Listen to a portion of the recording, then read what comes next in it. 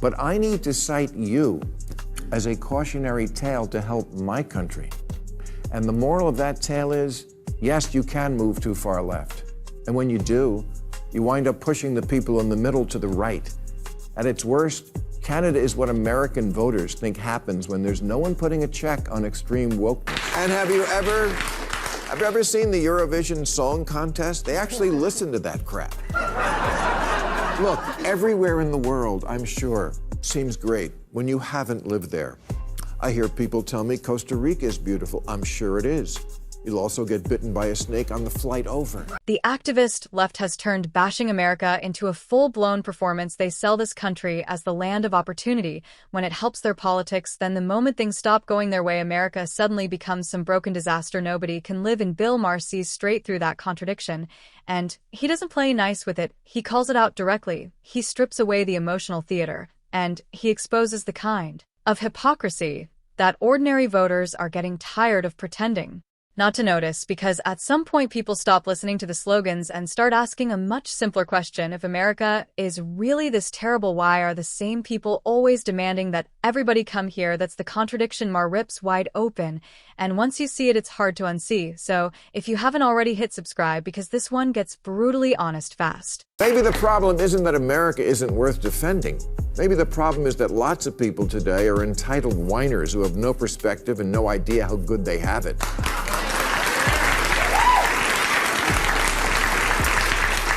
59% of self-identified liberals say there have been times when they considered leaving America for good, like after NBC canceled The West Wing.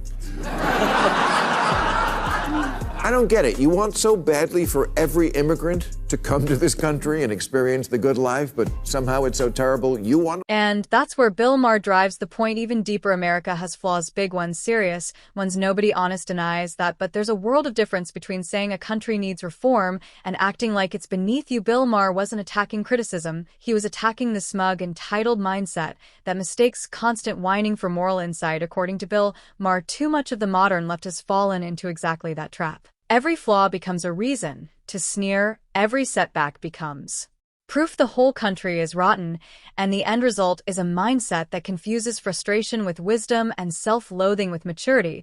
But none of that builds anything, none of it persuades normal people, it only alienates them. The message here was simple. America doesn't need professional complainers, it needs adults who can admit what's broken without pretending the whole country is beyond defending. Again, I'm confused by this political message. Vote for me because I hate it here. Now, does America have big problems? Yes, I've often cited the America sucks list. Things like being 54th in the world in infant mortality behind Cuba, 19th in literacy behind Russia, 72nd in female representation in government behind Iraq. A lot of work to do here. And is it possible for a country to lose itself so much that leaving it is justified? Yes, but we're not there yet, not by a long shot, and we don't need quitters.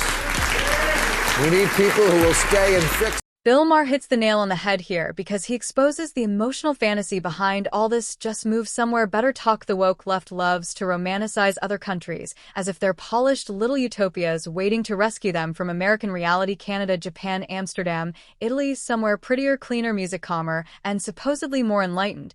But Bill Maher's point is devastatingly simple. If your worldview is built on dissatisfaction, you're going to take that dissatisfaction with you. It's not really about the place, it's about perspective. The same people who endlessly complain about America would eventually find new reasons to complain somewhere else too, because no country is perfect, no country is free from trade-offs, no country is a fantasy. America may be flawed, but it still offers a level of freedom, opportunity, influence, and dynamism that much of the world still envies. That's why millions still want to come here, and that's why the bigger picture matters more than the mood of the moment.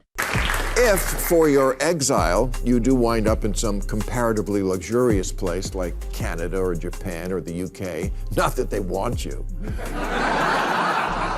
At best, you'll be trading a bunch of stuff you hate about this country for a bunch of stuff you'll soon hate about your new home. It took me only 4 days in Amsterdam to learn that while I admire Amsterdam, I don't want to live there. The buildings are cramped and shaped like needles. The food is awful. The TV's in a different language. It's wet and cold, the people are polite but cold, and they do a bunch of weird shit. The explanation for, according to my friend, was, just remember they're high. This is where Bill Maher turns Canada from a symbol into a reality check. For years, Canada has been held up by a certain kind of progressive as the dream alternative to America: softer, wiser, calmer, more civilized, more humane. In other words, everything America supposedly failed to be. But Bill Maher's point is that this image survives only because it's been turned into mythology. It's branding, not balance. It's fantasy, not honesty. Once a country gets elevated into a political symbol, people stop judging it like a real place and start treating it like proof of their ideology. That's exactly what happened with Canada. It became a kind of secular paradise in the progressive imagination, the place where all their favorite ideas supposedly worked without cost, without friction, and without consequence. Bill Maher tears that illusion apart by reminding people of something simple. Once you actually look beneath the image, the story gets much messier. I love Canada and its people and always have. But I hate zombie lies. Zombie lies.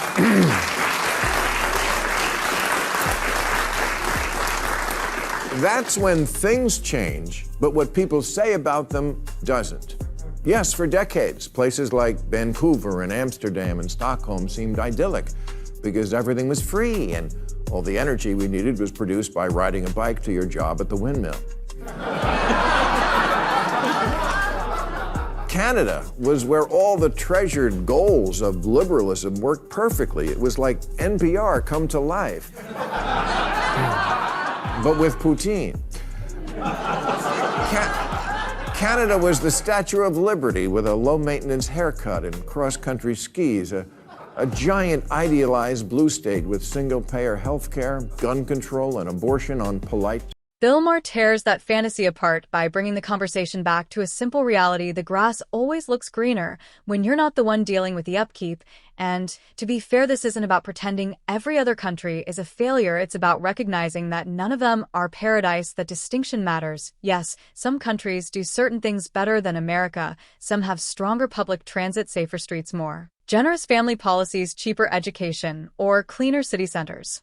Fine, learn from that, take what works, apply smart ideas where they make sense. That's what serious governing looks like. But turning every foreign country into a political fantasy while treating your own as some hopeless landfill isn't wisdom, it's insecurity pretending to be sophistication, and more people, especially those in the middle, are losing patience with it. That's what the activist class keeps getting wrong when the rhetoric becomes too extreme. It doesn't just fire up the true believers.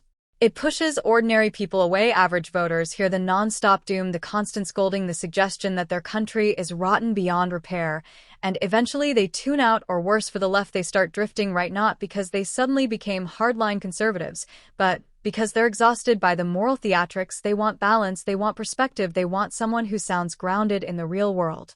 There's only one problem with thinking everything's better in Canada. It's not. Not anymore, anyway.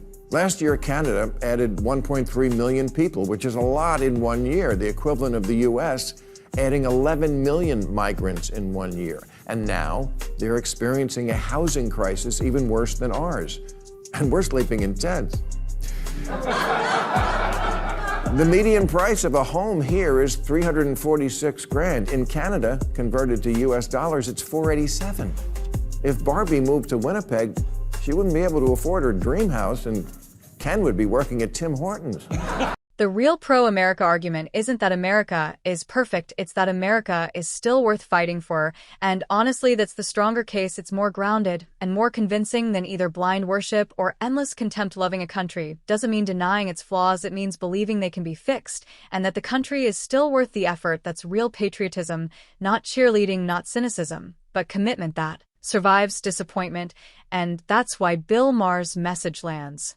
Underneath the sarcasm is a challenge people are hungry to hear. Stop whining, stop fantasizing about escape, and start acting like reality still matters. Build something, fix something, defend something, stay engaged. That's how countries move forward, and frankly, that's how adults behave too. If the activist left wants to learn anything from this, it should drop the smug America bashing routine and relearn the difference between reform and resentment. Because most people do want progress, they just don't Want it from people who sound like they hate the country they want to lead. They don't want self-righteous lectures, they want practical answers.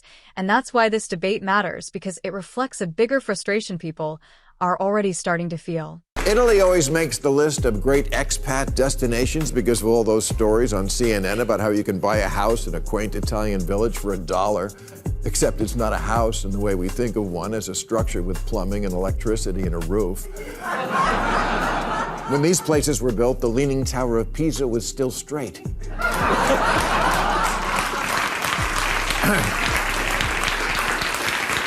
Sure, you can spend $100,000 to make them livable, and I'm sure it's no problem to find reliable workmen in rural Italy who you'll then fall in love with, like in Under the Tuscan Sun, but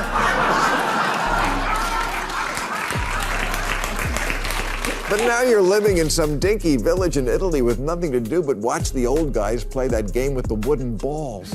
That contradiction is exactly what drives ordinary voters crazy. They know when something doesn't add up. And erase the deeper problem perspective. There are people living in the most prosperous society in human history talking like they're trapped in a failed state because someone on X disagreed with them. It's absurd. America has real flaws, but perspective matters. There's a reason people still line up to come here. There's a reason this country's culture, innovation, and freedom still shape the planet. You just have to stop pretending honesty is cringe. And Bill Maher gets this right. It's not really about policy, it's about personality, a whole culture built around complaint as identity. Everything is oppression, everything is trauma, every inconvenience becomes civilizational collapse. That mindset doesn't produce builders, it produces professional malcontents, people who spot flaws in everything but can't build anything better. They don't want to fix the ship, they want to point at the leak and demand applause for noticing water. And that's why the relocation fantasy always falls apart. If your worldview is built on dissatisfaction, you're packing that dissatisfaction in your suitcase. You'll land in your dream destination,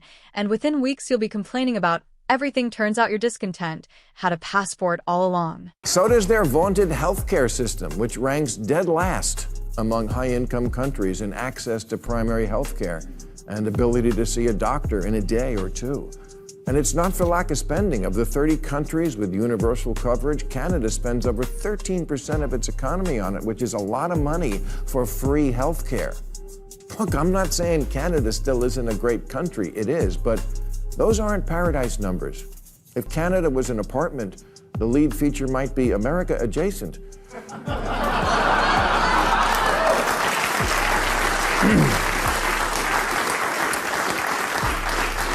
And if America was a rental car, Canada would be America or similar.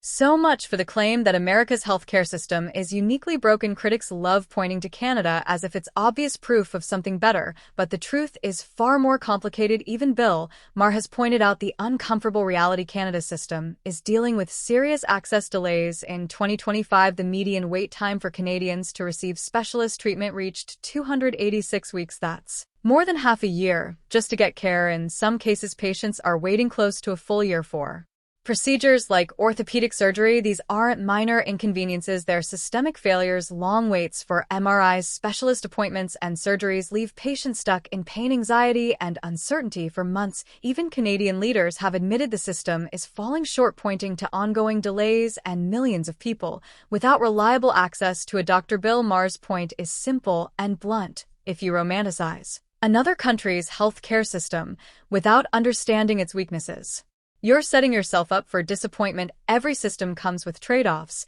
and the grass is not always greener on the other side. Honestly, Canada, I'm not saying any of this because I enjoy it. I don't, because I've always enjoyed you. But I need to cite you as